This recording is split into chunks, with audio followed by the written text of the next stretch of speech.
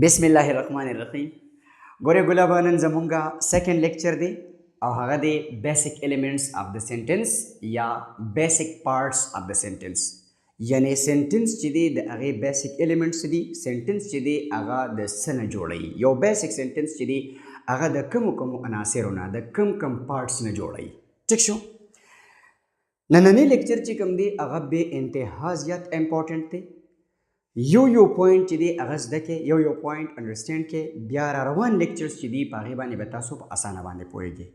خو کو چېرې په ننني لیکچر باندې تاسو پوه نه شوئ نو بیا را روان لیکچرز چې کوم دی په هغې باندې به هم تاسو ته لږ ډېر مشکلات مخې ته راځي. تاسو به بیا صحیح نه پوهېږئ. نننی لیکچر ډېر زیات امپورټنټ دی.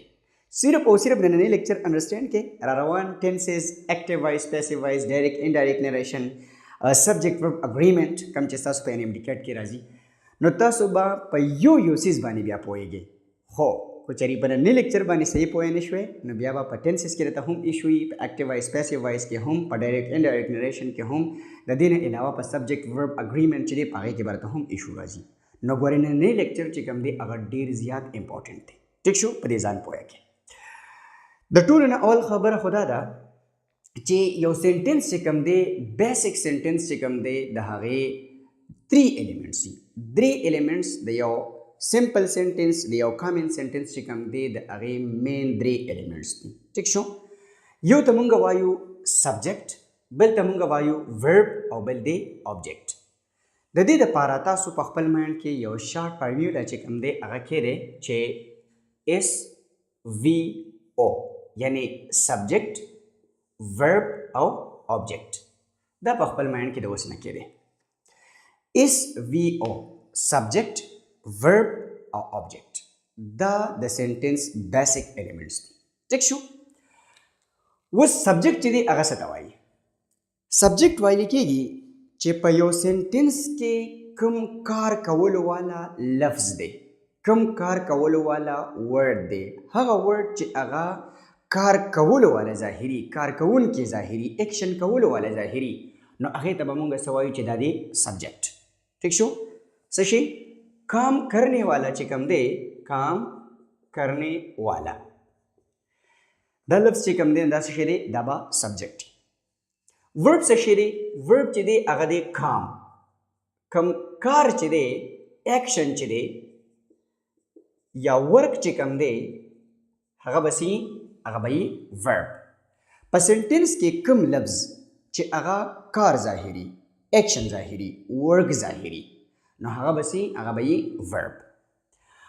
او دا کار چې په کوم څیز باندې کیږي، دا ایکشن چې په کوم لفظ باندې پاس کیږي، دا ایکشن چې په کوم څیز باندې پاس کیږي نو هغې ته به مونږ څه وایو؟ هغې ته به مونږ وایو آبجیکټ. او په سمپل الفاظو کې جس پر کام کیا جاتا ہے، چې په څه باندې کار کولی کیږي نو هغې ته به مونږ څه وایو چې دا دی آبجیکټ.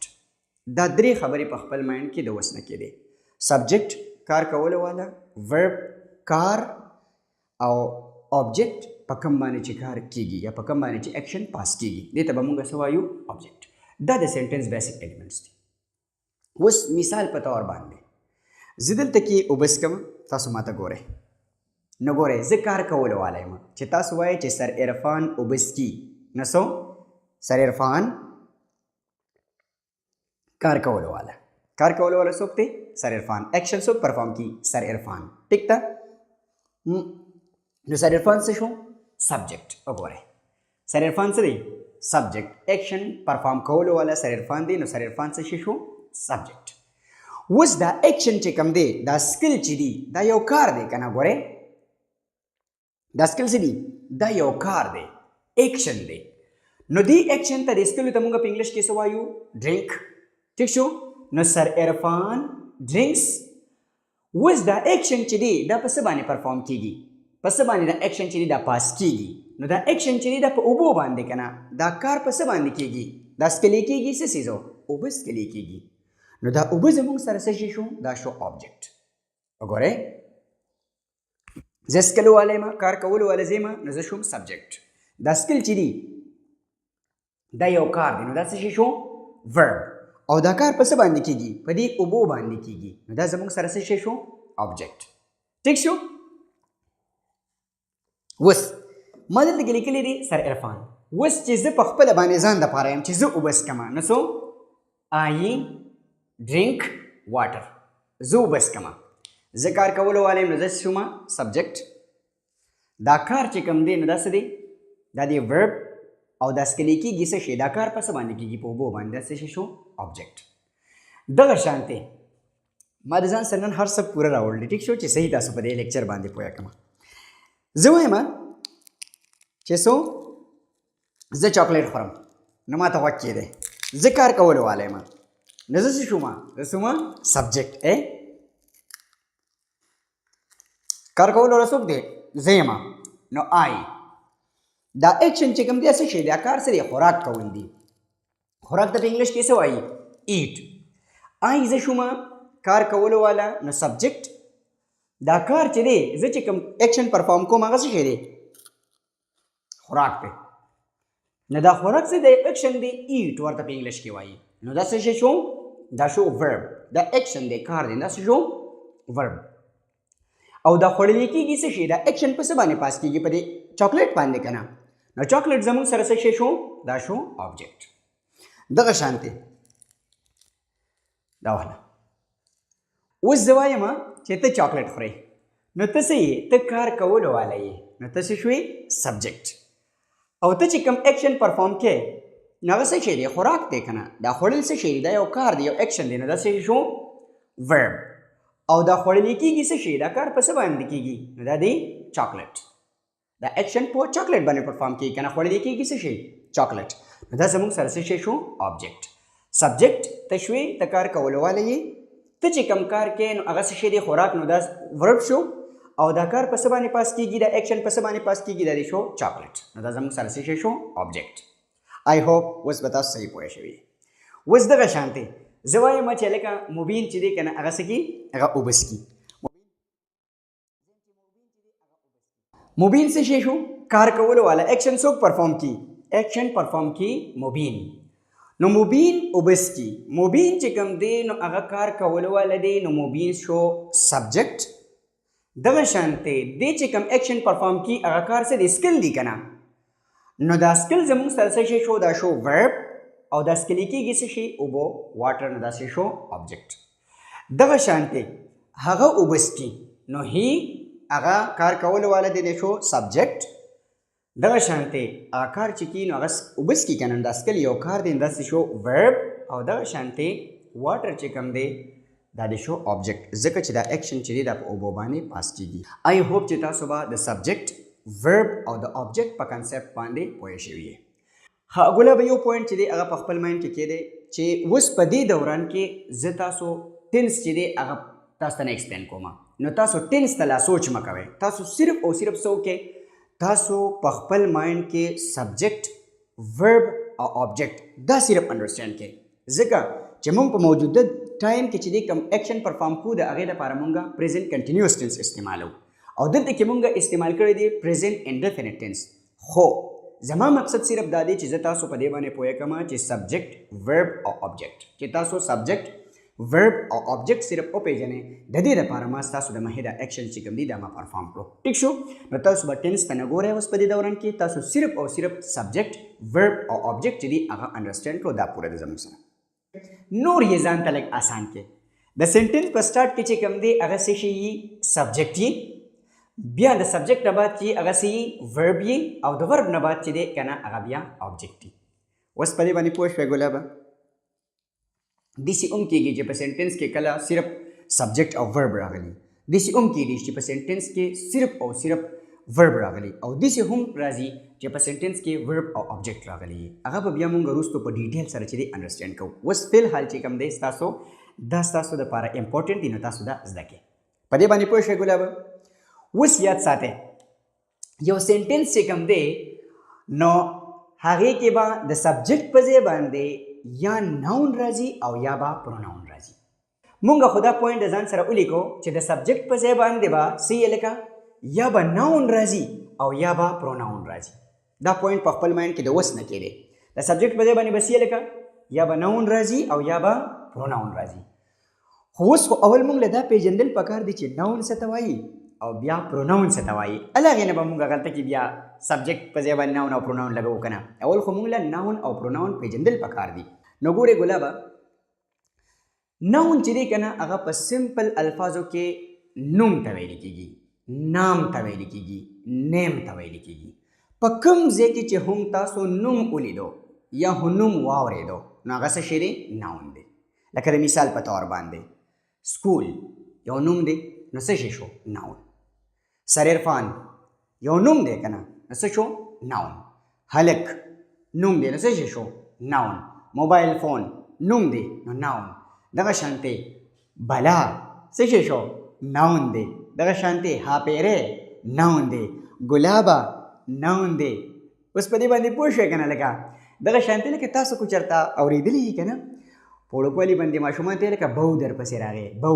تاسو چېرته بو لیدلی دی بو چې دی یو خیالي نوم دی خو بیا هم څه شی دی ناون دی نوم خو دی که نه نو څه شی شو ناون ګوره ګلاب په سمپل الفاظو کې ځان پوه کړې چې د هر یو څیز نوم ته څه ویل کېږي ناون ورته ویل کېږي سمپل خبره دا ده سو the name of everything is called noun خو هغه د ځای نوم دی خو هغه د سړي نوم دی کو د ښځې نوم دی کو د یو څیز نوم دی کو هر یا د خیال د سوچ نوم دی د یو ایکشن نوم دی خو چې صرف او صرف نوم دی که نه نوم نو هغه بس ناون وي بس سمپل خبره ده ښه ده آساني کې ځانته ناون مطلب څه شی دی په انګلیش کې ورته مونږ وایو نیم په اردو کې ورته مونږ وایو نام په پښتو کې ورته مونږ وایو نوم او په عربي کې ورته ویل کېږي اسم تاسو ته په سکولونو کې اکثر څه وایي اسم ناون مطلب څه شی دی اسم سمپل خبره دا ده چې ناون څه شی دی نوم دی بس اوس خو بدن نه هېرېږي که نه اوکې ویری ګډ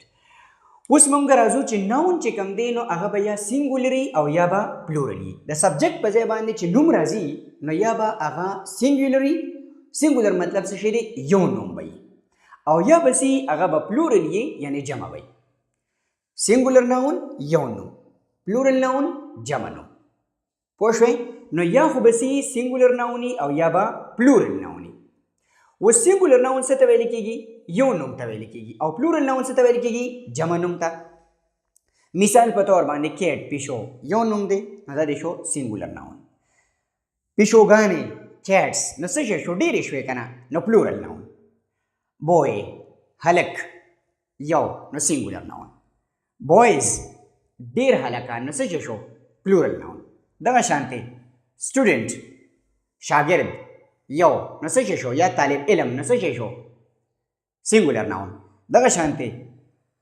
سټوډنټس ډېر شاګردان یا ډېر طالب علمان نو څه شی شو پلورل ناون دغه شانتې علي یو نوم دی نو څه شی شو سینګولر ناون او علي اینډ سونا دو نومونه شو نو څه شی شو پلورل ناون نو د دې سبجیکټ په ځای باندې چې راځي نوم به راځي او هغه نوم چې دی هغه به یا سینګولري یا به یو نومي یا به پلورل یا به جمع نوموني په دې خبره باندې پوه شوئ د سبجیکټ په ځای باندې به ناون راځي نو ناون چې دی هغه به یا سینګولري او یا به پلورلي آی هوپ تاسو به په ناون باندې اوس پوه شوي یې اوس راځو مونږه پروناون ته چې پروناون چې دی هغه څه ته وایي پروناون د ناون په ځای باندې چې کوم بل لفظ مونږ استعمالو نو هغې ته مونږ وایو پروناون دی ګورئ a word that is used instead of a noun instead of مطلب څه شي دی کی جگہ یعنی مطلب د ناون په ځای چې مونږ کوم بل لفظ استعمال کو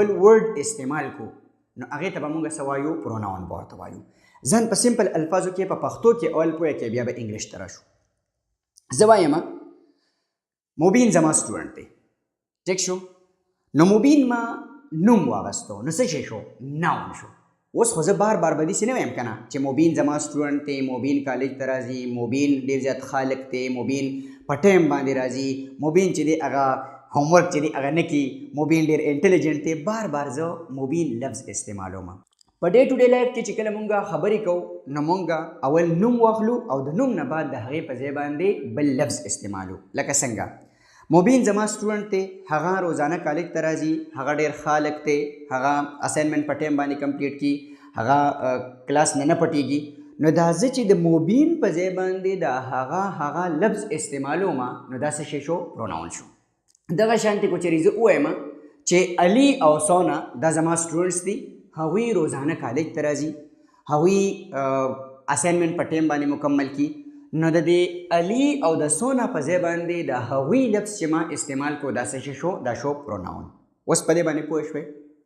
په انګلیش کې چې کوم دي نو هغه مونږه دا پروناونز استعمالو، یعنی د ناونز په ځای باندې یا د ناون په ځای باندې مونږه دا ورډز چې کوم دي دا مونږه استعمالو. ټیک ده؟ څه شی دی؟ هی، شي، اټ، they, I, we, you. دا پروناونز چې کوم دي دا مونږه د ناونز په ځای باندې په انګلیش کې استعمالو. ټیک ده؟ اوس راځو پیژنو چې هی چې دی دا مونږه د څه لپاره استعمالو. هی چې دی نو دا مونږه په پښتو کې د دې مطلب دا دی چې هغه، او په اردو کې د دې مطلب دی و، او دا مونږه استعمالو د مرد دپاره، یعنی د مذکر دپاره دا مونږه استعمالو. او چې کله سي یو مطلب یو هلک دی یا یو داسې څیز چې په هغې کې د مرد خصوصیات دي او هغه یو دی، نو د هغه دپاره مونږ څه استعمالو؟ هی استعمالو. د مذکر دپاره یعنی د مرد دپاره مونږ څه استعمالو؟ هی استعمالو. په پښتو کې د دې مطلب څه دی؟ هغه، او په اردو کې د مطلب دی و. ٹھیک شو؟ شی مونږ استعمالو د عورت دپاره، یعنی ښځه یا یو انیمل دی په هغې کې د ښځې خصوصیات موجود دي، نو د هغې دپاره مونږ استعمالو شي، خو به شرط د دې چې هغه څه یو وي. ټیک شه؟ او په پښتو کې د دې مطلب څه شی دی؟ څوک ورته هغه وایي، څوک ورته هغې وایي. لکه مونږ وایي هغه کالج ته راغلی وا یا هغه کالج ته راغلی دا فیمیل. ټیک شو؟ نو هغه څوک وایي، څوک هغې وایي. په پښتو کې د مطلب دی هغه یا هغې، په اردو کې و او دا استعمالیږي د عورت لپاره بشرط د دې چې داسې یو وي، یعنی فیمیل چې یو وي یا یو انیمل دی او هغه څه دی فیمیل ده، نو هغې لپاره هم چې یوه ده نو شي به د هغې لپاره مونږ استعمالو. اټ چې دی نو دا لږ ونته کې کمپلیکس دی. په پښتو کې مونږ وایو دا. ټیک شو؟ یا هغه د هغې لپاره استعمالو اټ. په اردو کې یې یا و د دې لپاره استعمالو، خو دا به مونږ استعمالو د کم جنس دپاره. نو ګوره دا مونږ استعمالو د بیجان څیزونو دپاره چې یو وي، دغه شانتې د بوټي دپاره یې مونږ استعمالو چې یو وي، او دغه شانتې هغه جانور چې د هغې جنس چې کوم دی هغه معلوم نه وي، انسانان یا زناور چې د هغوی جنس معلوم نه وي، یعنی یا به سي یا به میل وي او یا به فیمیل وي. داسې لکه څه به چې یا به میل او یا به فیمیل وي. که ستاسو په مایند کې شیمیل راځي، ټرانسجنډر راځي، بدګ راځي، نو په خپل مایند کې دا کېدی چې هغه نه یادوم. تاسو ما ته دا ووایئ مار چې دی، مار سنیک، تاسو ته پته لګي چې دا میل دی که فیمیل دی؟ خو یا به میل یا به فیمیل وي که نه. فش تاسو ته پته لګي چې دا میل دی که فیمیل دی؟ دغه شانتې میږي تاسو ته پته لګي چې دا میل دی که فیمیل دی؟ د دې نه علاوه لږ هټ کر کارغو، کرو، تاسو ته پته لګي چې دا میل دی که دا فیمیل دی؟ د دې نه هټ کر هارو خو چېرته لیدلې ده که نه، مینا، د هغې چاته پته لګي چې دا میل دی که فیمیل دی؟ د دې نه علاوه هټ کر نور هم مخې ته راشي، تاسو ته د سپایډر پته لګي چې دا میل دی که فیمیل دی؟ چرګوړي چې وړوکی کم دی، چک چې در کمې پورې په هغه باندې هغه بڼې نه راختلی او بلکل وې شوي نه وي، نو موږ ته د هغه پته نه لګي چې دا هند دی او که دا روسټر دی. ٹھیک شو؟ خو کله چې کله دې ماشوم یې که نه او وړوکی زیړ زیړ چې یي که مو تاسو به لیدلي که نه اګین چې په کم ټایم کې راوځي واړه واړه بچوړي چې، نو په هغې کې هم چاته پته نه لګي چې دا میل دی او که دا فیمیل دی. د هغې دپاره به هم څه استعمالی؟ اټ. دغه شانتې د بیبي دپاره به هم څه استعمالی؟ اټ. د چایلډ دپاره به هم څه استعمالی؟ اټ به استعمالی. ستاسو په مایند کې چې کوم شي میل راځي که نه، نو ګورئ ګلابه د انګلیش رولز دا دي چې شي میل چې کوم دی یا ټرانسجنډر چې کوم دی د هغې دپاره شي استعمالیږي. ټیک شو؟ تاسو پوه شوئ ګلابه په اټ باندې چې اټ مونږه د دې ټولو دپاره استعمالو بشرط د دې چې دا څه یي دا یو یي. اوس راځو مونږ سره دی له دی چې دی دا بلکل سمپل دی. ټیک شو؟ دا د جمع دپاره استعمالیږي، کو چېرې مرد جمع یي یعنی میل جمع دي، کو چېرې فیمیل جمع دي، کو چېرې بیجان څیزونه جمع دي، کو چېرې بوټي جمع دي، یا هغه ځناور چې د هغوی جنس معلوم نه وي یا به میل یا به فیمیل دوی جمع دي. نو د دې ټولو چې صرف جمع دي که نه د هغې دپاره مونږ دی استعمالو. لکه علي ان احمد نو علي او احمد دواړه میل دي کنه نو موږ بدانه وای چې هی موږ بس وایو ده دغه شانته آلیا ان سونا نو دواړه څه شي دي فیمیل دي نو زه به بیا د لپاره شي نه استعمالوم څه به استعمالوم ده به استعمالوم زما چې مارکر ان موبایل فون نو سو دواړه به جان سيزونه زه بس استعمالوم ده به استعمالوم دغه شانتي مثال په تور باندې پزوئما چې علي ان سونا نو علي او سونا چې دی یو میل دی یو فیمیل دی خو د دواړو د لپاره به استعمالوم ده به استعمالوم ټیک شو آی چې دی هغه خو سمپل دی په پښتو کې د دې مطلب څه شي دی زو ټیک شو او په اردو کې مطلب څه شي دی مې دا موږ د ځان لپاره استعمالو وی چې دی هغه موږ استعمالو د موږ لپاره موږ او په اردو کې مطلب څه شي دی هم دغه شانتي یو چې دی هغه موږ استعمالو د تو یا تاسو لپاره او په اردو کې دی مطلب شي دی تم یا آپ ټیک شو ګلابا دا زموږ سره بیسیک پروناونز چې کوم دی هغه د سبجیکټ په ځای باندې استعمالېږي پوه شئ ګلابا په دې باندې نو اوس دې چل اوکې چې راشئ دې پوینټ لا چې د سبجیکټ په ځای باندې به یا ناون راځي او یا به پروناون راځي وګورئ دې ځای ته دا د سبجیکټ ایریا ده د ټولو نه اول وګورئ سر عرفان چې دی نوم دی که نه نو څه شی شو ناون ټیک شو نو ناون استعمال شوی دی دغه شانتې بیا استعمال شوی دی آی نو آی ته وګورئ دا زموږ سره څه دی پروناون دی که نه دی آی نو په سبجیکټ په ځای باندې پروناون استعمال شوی دی دغه شانتې یو ته وګورئ نو یو هم زموږ سره څه شی دی پروناون دی بیا موبین ته وګورئ نو موبین څه شی دی نوم دی که نه ناون دی نو دا هم زموږ سره څه شی شو نوم اوکې دغه شانتي هی راغلی دی نو هی زموږ سره څه دی پروناون دی وګورئ د سبجیکټ په ځای باندې یا ناون استعمال شوی دی او یا پروناون استعمال شوی دی په دې باندې پوه شوئ ګلابه چې اوس تاسو په دې باندې پوه شوئ چې د سبجیکټ په ځای باندې به یا ناون استعمالیږي او یا به پروناون استعمالیږي نو ستاسو دپاره یو ډیر زیات امپورټنټ پوینټ چې کوم دی هغه اوس په مایند کې کېدی هغه دا دی چې کله هم مونږ انګلیش لیکو نو د دې سبجیکټ مطابق په سنټنس کې ورب یا هیلپینګ ورب چې دی هغه به د دې سبجیکټ مطابق لګي په سنټنس کې به ورب یا هیلپینګ ورب چې کوم دی هغه د سبجیکټ مطابق لګي ټیک شو او دغې ته مونږ وایو سبجیکټ ورب اګریمنټ په دې پوه شوه ګلابه په دې ځای ځان پوه کړئ دلته کې ما لیکلی دی سر عرفان نو څه مې لیکلی دی ډرینکس واټر دلته کې مې لیکلی دی آی نو بیا مې څه لیکلی دی ډرینک واټر دغه شانتې کو چریتا سره کې هی ته وګورئ د هی سره مې څه لیکلی دی ډرینکس مې لیکلی دی نو دا په دې ځینې ځایونو کې ولې ډرینک لیکلی شوی دی او ولې ډرینکس لیکلی شوی دی دا د دې سبجیکټ په وجه باندې چې د سبجیکټ د بدلیدو سره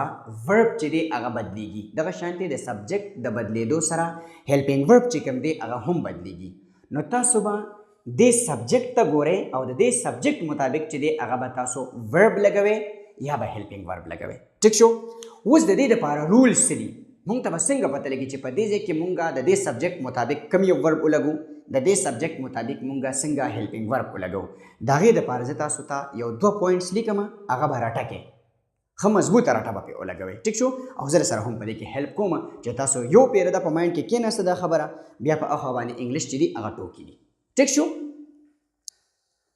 ګورئ ګلابه داسې وکړئ چې د ځان د اسانۍ دپاره 2 ګروپس چې کوم دي هغه د ناون او د پروناون نه جوړ کړئ یو ګروپ او بل ګروپ ټیک شو په یو ګروپ کې ولیکئ دا پروناون چې کوم دي هی شي او اټ څه شي هی